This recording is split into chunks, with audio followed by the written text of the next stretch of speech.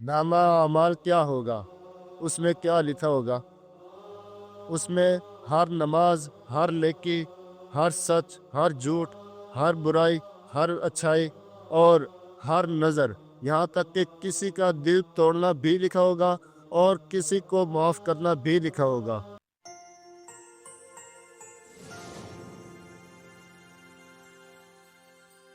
बिस्मिल्लाहिर्रहमानिर्रहीम।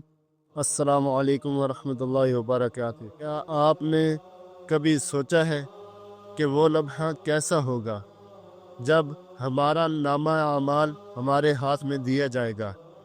क्या वो दाएं हाथ में होगा या बाएं हाथ में?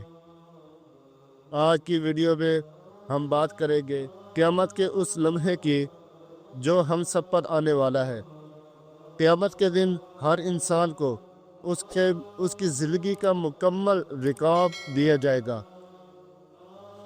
जिसमें एक एक अमल लिखा हुआ होगा। अल्लाह ताला कुरान मजीद में इरशाद फरमाता है, और हर इंसान के गले में हमने उसका आमाल नामा लट, और क़यामत वाले दिन हम उसके लिए एक किताब निकालेंगे जिसे वो खुला हुआ पाएगा।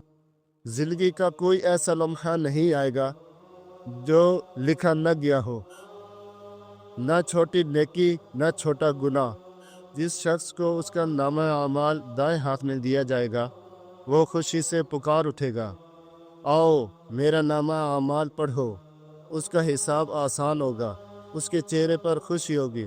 ये वो लोग होंगे जो दुनिया में अल्लाह से डर कर जिए होंगे, नमाज कायम की, लोगों के हुकूक अदा किए और गुनाहों से बचने की कोशिश। जिसको उसका नामा अमाल बाएं हाथ में लिया जाएगा, वो हसरत से कहेगा, काश मुझे मेरा नामा अमाल न दिया जाता, काश मैं मट्टी हो जाता। वो दिन हसरत का होगा, लेकिन उस दिन पछतावे का कोई फ़ायदा नहीं होगा। इसलिए हमें अभी सोचना है, बाद में नहीं। अभी वक्त है, अभी सच्ची तौबा करें।